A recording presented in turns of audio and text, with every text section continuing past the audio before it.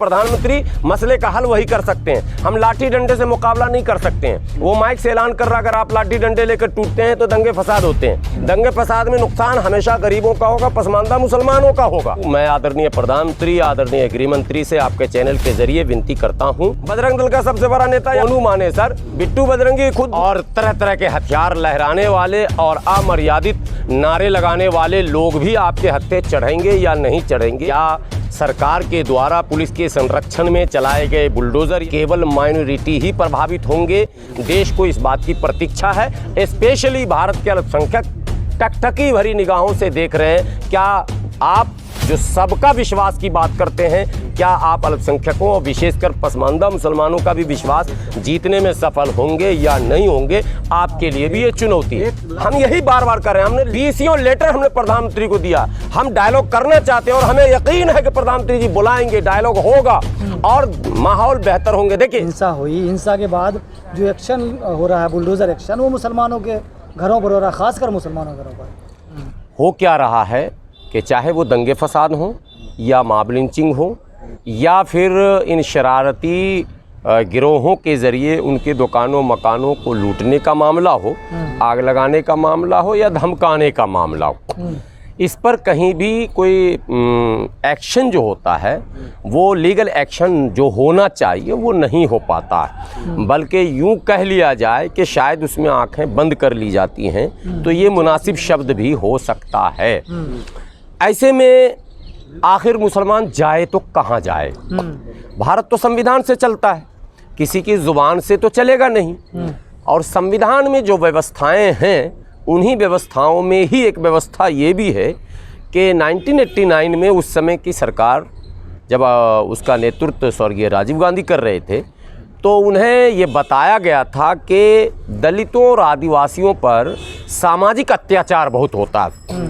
जो दबंग लोग हैं समाज के, जो सामंतवादी विचारधारा के लोग हैं, वो लोग उनके ऊपर जुल्म अत्याचार करते हैं और उनके मुकदमे नहीं लिखे जाते हैं, और जो जालिम है जो उन पर जुल्म करता है वो कानून के शिकंजे से बच निकलता है। तब उस समय राजीव गांधी ने एक कानून बनाया था, प्रिवेंशन ऑफ एट्रोसिटी एक्ट 1989 के नाम से जिसे जाना जाता है, अर्थात उसे हिंदी में अत्याचार निवारण एक्ट कहते हैं। उसमें SC और ST को इंक्लूड किया गया और कोई भी उस कानून के लागू होने के बाद कोई भी सामंती सोच का व्यक्ति, कोई भी दबंग समाज का SC और ST के लोगों पर हाथ उठाने से डरने लग गया। बात समझ में आई आपको? तो हम लोग ये मांग कर रहे हैं सरकार से कि आप मुसलमानों को भी उसी एक्ट में शामिल कर दें।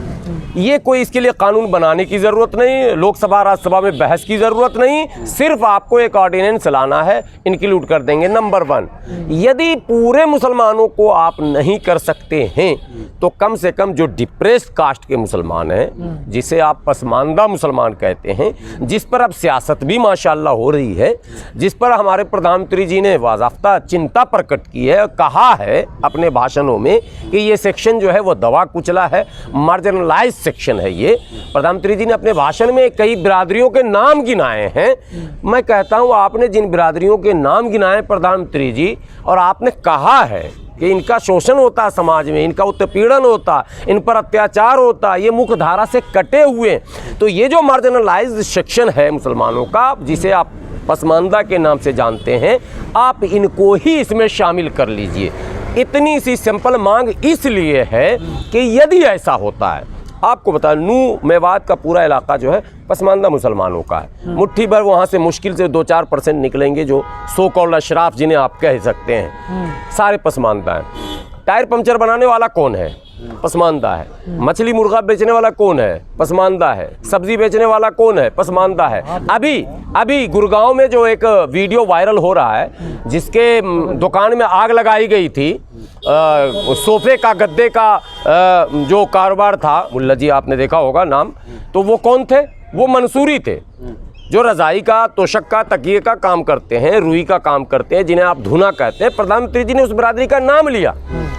अब दिन के उजाले में उसके दुकान में आग लगा दी गई, कोई कार्रवाई आग लगाने वालों पर नहीं है। यदि वो प्रिवेंशन ऑफ एट्रोसिटी एक्ट के दायरे में होते तो आग लगाने वाला जेल में होता और जमानत के लिए झकता रहता, जमानत नहीं मिलती। महापंचायत हो रही है, सभाएं हो रही है, कहने कि मुसलमानों को जो रेडी पटरी की आप बात कर रहे हैं, टायर पंचर वाले, किसी मुसलमान को हरियाणा में अब नहीं रहने देंगे, गांव में नहीं घुसने देंगे, ये सीधा ऐलान हुआ, ऐलान हो रहा है। वो वीडियो भी वायरल हो रहा है, वो जुलूस भी। मैं यही तो कह रहा हूँ, देश का मालिक जो होता, देश का गार्जियन कौन है?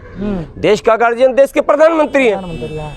तो गार्जियन अगर देख रहा है, सुन रहा है, और अगर उस गार्जियन को चिंता नहीं है, इतनी बड़ी आबादी के बारे में अगर देश का मालिक देखने के बाद, सुनने के बाद भी खामोश है, तो ये तो चिंता का विषय है।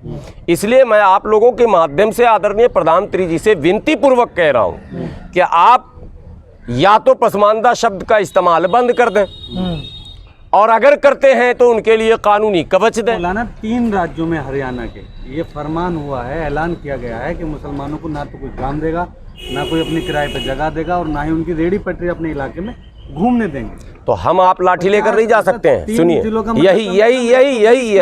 यही मैं कह रहा हूँ, दोनों से मतलब वो सो कॉल्ड पसमानदा के लीडरों से भी कहता हूँ कि आप बात करना तो सीखिए, प्रधानमंत्री से, सरकार से बात करना तो सीखिए। बात करने का तरीका क्या है, क्या आप चाहते हैं? जानते क्या हो रहा पसमानदा मूवमेंट में? पसमानदा मूवमेंट में हिस्सेदारी के नाम पर चमचागिरी शुरू हो गई है। गार्जियन जो है प्रधानमंत्री, मसले का हल वही कर सकते हैं, हम लाठी डंडे से मुकाबला नहीं कर सकते हैं। वो माइक से ऐलान कर रहा, अगर आप लाठी डंडे लेकर टूटते हैं तो दंगे फसाद होते हैं। दंगे फसाद में नुकसान हमेशा गरीबों का होगा, पसमानदा मुसलमानों का होगा, और हो भी रहा है, दिख भी रहा। आपको ये नहीं कि नहीं दिख रहा। बहैसियत भारतीय और इस देश से प्रेम करने वाले होने के नाते, और बहैसियत मुसलमान, मैं फिर कैमरे पर कह रहा हूँ, वार्ता और वार्ता, बगैर डायलॉग के कोई मसले का हल नहीं है। सुनिए, बड़े हमारे यहाँ एक मसला नहीं है, इतना बौखलाहट है मुसलमानों में। एक पत्रकार है अभिसार शर्मा, एक खबर पूरी जिंदगी में उसने मोदी जी के पक्ष में नहीं चलाया, एंटी टोटल, और टोटल उसको मुसलमान ही देखता है ना, 95% मुसलमान ही व्यूअर भी है, और पैसा चीन से आता है।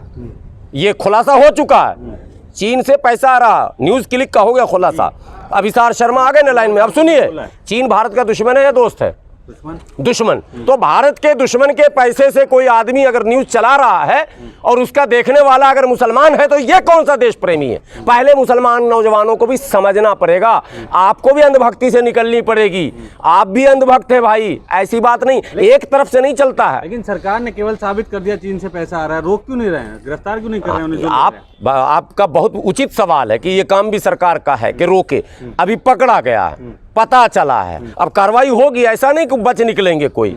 सोर्स जब एक बार मिल जाता है ना, तो वो सरकार एक बार जब पकड़ेगी तो जम के ही पकड़ेगी। तो सोर्स तो यहाँ पे भी मिल रहा है ना कि हरियाणा हिंसा में मोनू मानेसर और बिट्टू बजरंगी का बहुत बड़ा हाथ माना जा रहा है, लेकिन दंगाइयों के नाम पे बुलडोजर देखिए ना आप किधर चल रहा है। मौलाना, 7 के हथियारों पे अभी तक बुलडोजर नहीं चला है उनके घरों पे। मैं बिल्कुल इस बात से सहमत हूँ। मैं आदरणीय प्रधानमंत्री, आदरणीय गृह मंत्री से आपके चैनल के जरिए विनती करता हूँ कि आप इन चीज़ों पर गंभीरता पूर्वक विचार करें कि क्या सरकार के द्वारा पुलिस के संरक्षण में चलाए गए बुलडोज़र या चलाए गए अभियान में केवल माइनॉरिटी ही प्रभावित होंगे, या खुलेआम उनको गाली बकने वाले, उनको धमकी देने वाले, गोली बंदूक पिस्तौल लेकर घूमने वाले और तरह तरह के हथियार लहराने वाले और अमर्यादित नारे लगाने वाले लोग भी आपके हत्थे चढ़ेंगे या नहीं चढ़ेंगे? देश को इस बात की प्रतीक्षा है। स्पेशली भारत के अल्पसंख्यक टकटकी भरी निगाहों से देख रहे हैं। क्या आप जो सबका विश्वास की बात करते हैं, क्या आप अल्पसंख्यकों और विशेषकर पसमानदा मुसलमानों का भी विश्वास जीतने में सफल होंगे या नहीं होंगे? आपके लिए भी ये चुनौती है। एक लास्ट कमेंट मूल साहब के कहा जा रहा है कि 2024 के चुनाव को देखते हुए ऐसी बहुत सारी हिंसाएं और कराई जाएंगी, तो क्या कहना चाहते हैं आप मुसलमान समाज से कि वो ऐसी साजिशों का शिकार ना हो या इनका भागीदार ना बने? नहीं, बिल्कुल, हिंसा किसी भी समस्या का समाधान नहीं है। कोई भी सब समाज इसको स्वीकार नहीं करता है और ये अच्छी चीज़ नहीं है। इससे सबको बचना चाहिए, मुसलमान को खासकर बचना चाहिए। कभी भी आपके ऊपर अगर लड़ाई थोपी जाती है तो आपका पहला काम है कि कैसे इस लड़ाई को रोक दिया जाए, क्योंकि फितना जो है वो कत्ल से बड़ा जुर्म है। इसलिए फितना है, ये जो माहौल है ये फितने का माहौल है। तो पहले फितना रोकने के लिए आप काम करें, और उसके बाद भी अगर आप सफल ना हो सकते हो तो आप सरकार से गुहार लगाएं, और सरकार भी अगर आपकी नहीं सुनेगी तो आत्मरक्षा का संविधान ने आपको अधिकार दिया है, आप अपनी आत्मरक्षा की तैयारी भी करें।